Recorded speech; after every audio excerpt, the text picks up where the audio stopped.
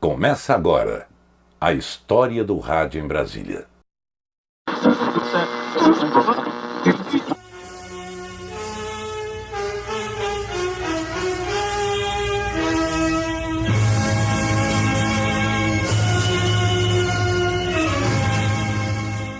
O início da comunicação foi um serviço de alto-falantes colocado na Núcleo Bandeirantes.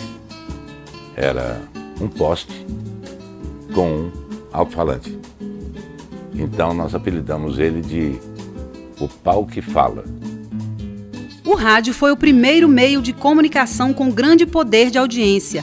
Mostrou potencial para a valorização da cultura nacional, assegurando a liberdade de expressão e o confronto de diversas correntes de opinião. Hoje o rádio vive um processo de grandes transformações com a chegada da internet e da digitalização. Conhecer a história deste meio de massa é um desafio. Foi em 7 de setembro de 1922 que ocorreu a primeira transmissão oficial no Brasil. As ondas do rádio reproduziram o discurso do então presidente Epitácio Pessoa no Rio de Janeiro. Era uma comemoração ao centenário da independência do Brasil. 7 meses depois, surgiu a Rádio Sociedade do Rio de Janeiro, a primeira emissora fundada por Edgar Roquette Pinto e Henri Morise. Era um projeto educativo. Só na década de 30, com a inserção publicitária autorizada pelo presidente Getúlio Vargas, ocorreu a expansão comercial do rádio. A mídia sonora até então, um consumo de elite, se transformou em produto popular, extremamente eficaz para incentivar o consumo. O rádio deixou de ser uma atividade amadora e passou a ser profissional. Buscou atingir públicos amplos com uma programação de gosto generalizante. A Nacional veio também em 58, se estabeleceu e começou o rádio em Brasília.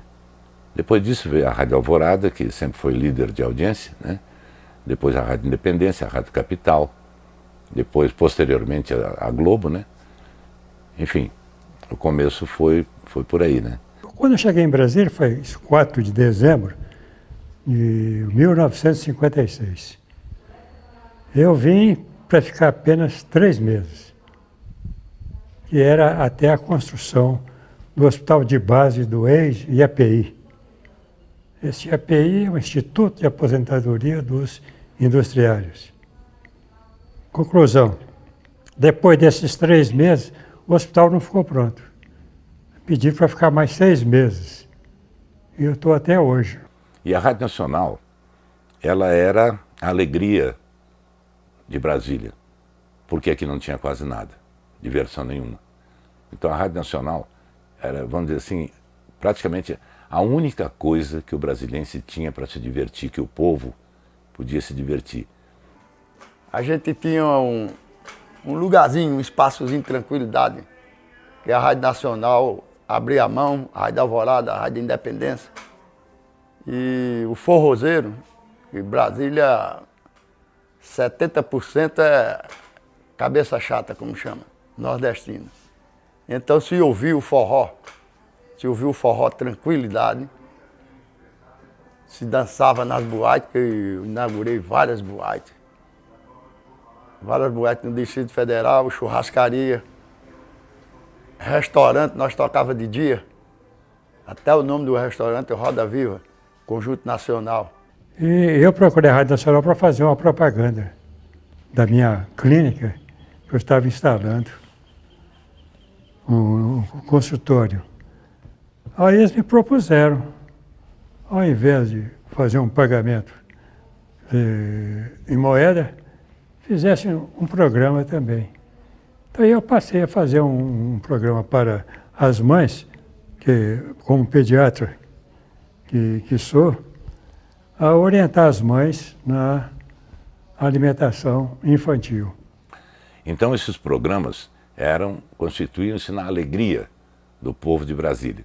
Então o pessoal vinha da cidade satélite, Taguatinga, Núcleo Bandeirante, Gama, Sobradinho, que a gente chamava de Assombradinho, né? Vinham para se divertir nos fins de semana, porque tinha programa de auditório, prêmios, sabe? Era uma alegria. E as portas ficavam abertas do auditório e não se pagava nada. Então enchia de gente para poder se divertir, se alegrar. ouvir música, ouvir os cantores, né? Tinha bailarinos e tal, aquela coisa, tinha, sabe? Era muito bonito. A década de 40 foi a fase de ouro do rádio brasileiro. A mídia sonora se estabeleceu com uma programação voltada para o jornalismo, entretenimento, programas de auditório e radionovelas. O Repórter Esso, pioneiro noticiário de radiojornalismo, foi um dos marcos dessa época. Surgiu também a Voz do Brasil, que inicialmente transmitia informações e música popular. O jornalismo esportivo ganhou impulso com a transmissão do Campeonato Mundial de Futebol. Essa fase glamurosa durou até a década de 50, quando surgiu a televisão. A Voz do Brasil, ela foi feita na época do Getúlio Vargas, no Rio de Janeiro, né? E de lá ela veio para cá. Só que nos primórdios de Brasília, a transmissão era feita do Rio, não tinha nada aqui. Depois a Voz do Brasil veio para cá, chamava-se Agência Nacional, a empresa que comandava a Hora do Brasil. Depois da Agência Nacional veio a EBN, Empresa Brasileira de Notícia, já com o nome de A Voz do Brasil. Tiraram a Hora do Brasil. Eu sou um dos mais antigos, aqui em Brasília, da Voz do Brasil, porque eu fiz mais ou menos durante uns 20 anos. Depois do aparecimento, então, da televisão, foi muito grande. O rádio, na época, era o que se existia para transmitir as notícias, as novelas e tudo. Com o aparecimento da televisão, foi uma revolução. A evolução tecnológica marcou a vida do rádio em 3 momentos. O primeiro com o transistor, em 1947, que tornou o rádio mais acessível, de fácil manuseio e preço reduzido. O segundo foi marcado pelo uso da banda FM, a frequência modulada, que ainda na década de 60 possibilitou o som estéreo e a segmentação do rádio. O último momento foi a transmissão via satélite, que começou na década de 80 e que introduziu as redes comerciais. A Nacional, ela até que tinha equipamentos melhores do que as outras que estavam iniciando depois, porque a Nacional já veio do Rio de Janeiro, né? Então o equipamento da Rádio Nacional sempre foi melhor, inclusive com ondas curtas e tudo que penetrava no norte e nordeste do Brasil. O equipamento era aquele clássico da época, aquelas mesas de som enormes, as fitas eram deste tamanho, né? Os gravadores eram enormes, sabe, que a pessoa manejava aquilo manualmente, né? E a comunicação era feita assim, né? O trabalho nosso era feito assim. Para nós, naquela época, eles começavam, quer dizer, o embrião, uma emissora de rádio de um porte médio para elevado, tinha as viaturas com o sistema de VHF, né? VHF, que era o sistema de rádio. Você tinha um rádio acoplado no carro e você conseguia então entrar na emissora. Mas acontece que era tão arcaico que dificilmente você conseguia chegar. Você chegar era muito complicado. Então a possibilidade era por telefone, mas naquele tempo também você não tinha tanta oferta de telefone para você poder então participar. A gente trabalhava muito com vinil, né? Não existia nem o CD ainda, e muito menos essas mesas digitais que existem hoje. E na época a gente tinha um trabalho a mais de pesquisa, os comerciais, as vinhetas eram todas em cartuchos ainda, então você tinha que ter um time de quando aquela vinheta ia acabar. Às vezes até a montagem do cartucho você tinha que esperar alguns frames ou segundos e contar isso com a música. Então era engraçado que a gente às vezes dava volta no vinil para ele rodar junto com a vinheta e quando acabasse a vinheta entrasse a música. Fizemos durante 2 anos a história praticamente do rádio. Aí foi a primeira vez que uma rádio foi para a rua, assim, fisicamente, né? Foi em 87, 88, que era combada da 105 FM, né? Que a gente chamava. Era feito, na época não tinha celular ainda, era feito via rádio. Então, assim, foi o início basicamente das externas mesmo, feitas móveis, né? Foi uma equipe espetacular na época, né? Tinha Léo Gangana, Celção, Marquinhos, Luciano Barroso, equipe fantástica. Se eu tiver esquecido, Lulinha, não posso esquecer também, grande Lula. Então hoje, para vocês que estão chegando no jornalismo, vocês vão pegar tudo aí, né, de mão beijada, né, sem ficar correndo atrás de orelhão, sem correr de cachorro para você. Às vezes o orelhão estava muito distante, você tinha que entrar até mesmo em favela, em lugar que você corria o risco de até ser abatido, mas você tinha que entrar. Hoje é uma moleza, né, principalmente para fazer rádio e televisão. Hoje está tudo muito simplificado. Nas décadas de 70 e 80, o rádio buscou um público diferenciado e segmentado. Procurou oferecer um serviço com destinatário definido.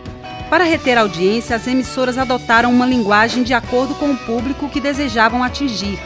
No final dos anos 70, o rádio estava dividido entre a qualidade de som das FMs e o conteúdo jornalístico, esportivo e de serviços AMs. O público era fascinado por programas de polícia, né? Tinha o Mário Eugênio na Rádio Planalto, tinha eu na Rádio Alvorada, tinha o Roberto Cavalcante, que fazia televisão, no caso na TV Brasília, e tinha o Silvio Linhares, que até então ele atuava mais na área do entorno, né? Então cada um dentro da sua característica, e sempre os programas eram na parte da manhã, e sempre cada um com o seu público. Os programas antigos que eu gostava de ouvir era aquele programa do Gogó da Sete, com o Mário Eugênio. Eu sempre ouvia, entendeu? Então, esse é um dos programas.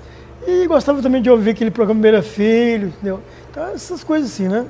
Então foi mais ou menos nesse tempo, né, que muitos casos também aconteceram, né? O caso Pedrinho, né, que foi levado, desapareceu. Depois o próprio Mário Eugênio virou notícia, infelizmente, com o seu assassinato. Enfim, então foram muitos os casos que nós acompanhamos como repórter, né? Isso sem falar nos constantes assassinatos que naquela época acontecia, como acontecem também hoje, os grandes roubos, os envolvimentos de muitos bacanas, né, que naquele tempo se escondia os personagens, as próprias autoridades procuravam esconder, como hoje também procuram não expor essas autoridades no noticiário policial, mas a nossa obrigação era justamente de romper aí o que eles procuravam esconder para poder mostrar para o público, e isso aí fazia com que o público realmente também nos prestigiasse, confiasse no nosso trabalho, acreditasse no nosso trabalho. Nessa época era muito diferente. O ouvinte parecia que ele tinha mais uma paixão pelo locutor, né? E menos pela rádio. Ele gostava mais do locutor. Parecia que cada locutor era uma rádio diferente. E parecia que um locutor fazia uma rádio, outra rádio, né? E o ouvinte mesmo gostava mais de um locutor. Às vezes gostava de outro, gostava da rádio, mas o que aparentava mesmo é que ele tinha um apego maior, né? Que mandava muita carta, né? Na época era muita carta, ligação, ia conhecer. Era raramente um dia que um ouvinte lá não ia conhecer o locutor lá. O rádio, né, mantém o imaginário das pessoas, né, ativo, vivo, como é o locutor. A gente tem a função de fazer com que o ouvinte, no caso, conheça um produto sem vê-lo. Na televisão já é diferente, já mostra a embalagem do produto ou até o próprio produto. O rádio não, tem esse imaginário, isso é que é legal. Então hoje as redes sociais, todos os meios de comunicação, SMS, que se usa muito também, veio a ajudar para que as pessoas conhecessem como é uma rádio, como é o locutor, é uma coisa que sempre existia, né? Sei lá como ele é. O que eu mais escuto é assim, poxa, eu pensava em você tão diferente. Aí eu falo, mas isso é bom ou ruim? Ela, não sei, a pessoa sempre fala que não sabe, porque na cabeça dela, eu imaginava bonitão, ou gordo, ou magro, entendeu? E quando chega, hoje com a automatização, que a gente coloca a câmera disponível dentro do estúdio, tudo que está acontecendo, o ouvinte já está mais próximo da gente. A digitalização das mídias, que impactou todos os meios, também chegou no rádio. As transmissões através da internet estão se tornando cada vez mais comuns. As emissoras estão utilizando a tecnologia de áudio em tempo real. O rádio digital é uma alternativa recente para a comunicação. Ele permite que as transmissões por AM e FM tenham qualidade superior do que é utilizado atualmente. Hoje, se trabalha muito com computador. Não dá para viver aquele saudosismo, os anos 80 eram muito melhores do que agora. Eu acho que a gente tem que acompanhar a tecnologia, né? A digitalização do som com MP3 e a informatização das rádios beneficiou em muito. Mas o que a gente percebe é que a figura do locutor, do comunicador, tem ficado um pouco de lado, porque as rádios estão mais objetivas, né? O mundo hoje é outro, né? Outro. Com o advento da internet, eu digo que é o grande buraco negro do mundo é a internet, né? Sem dúvida nenhuma. Mas o advento da internet mudou tudo, né? Os equipamentos, para você fazer uma transmissão de rádio, vamos colocar na época que eu entrei, 82, é uma coisa extremamente difícil. Você tinha que pedir uma linha paralela para a rádio, você tinha que ter uma maleta que dá para fazer a linha paralela, para ligar a linha de telefone, era uma conexão de escada, era uma coisa muito mais complexa. Hoje em dia, eu faço, as pessoas que me acompanham sabem, eu faço Vamos para a Night do meu estúdio na minha casa, com um aparelho chamado Tie-Line, via internet. A qualidade sai tão boa quanto no estúdio da Transamérica. Eu gosto muito de rádio, tenho hábito, assim, é uma questão de rotina mesmo. Chego a escutar cerca de 7 horas por dia, entendeu? E assim, a diferença entre o rádio da internet e o rádio dos aparelhos normais é que eu sinto, pelo menos, que o da internet ele individualiza mais a pessoa. Então hoje é muito bom se trabalhar. Existem vários softwares, aplicativos que você usa dentro da rádio, mas a figura do locutor ainda é de extrema importância, principalmente para as rádios que trabalham com classe C, D, E. Porque o rádio é entretenimento, né? E o entretenimento abriu um leque muito grande hoje em dia. E para a gente não perder isso aí, é fazendo uma rádio de classe, né? Uma rádio de ponta, com locutores bons, com vinhetas boas, com chamadas interessantes, com a programação que o cara vai ligar o rádio e vai saber que tem a música dele ali, né? Com um locutor com um papo legal, né? Para o cara saber ligar o radinho e saber que ali vai ter um cara que vai agradar ouvi-lo. A gente se prepara para isso, para não perder os ouvintes dessa maneira. O Serviço de Radiodifusão Comunitária foi criado em 1998. Foi um marco para a história da comunicação em nosso país. E mesmo com a explosão da internet, as rádios comunitárias são um meio de comunicação que desempenham um importante papel social. Proporcionam informação, cultura, entretenimento e lazer para pequenas ou grandes comunidades.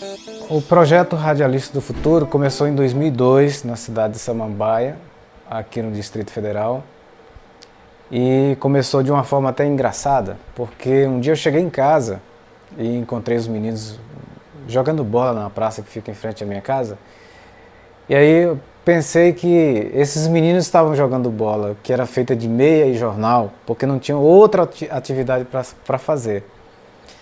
E aí caiu a ficha.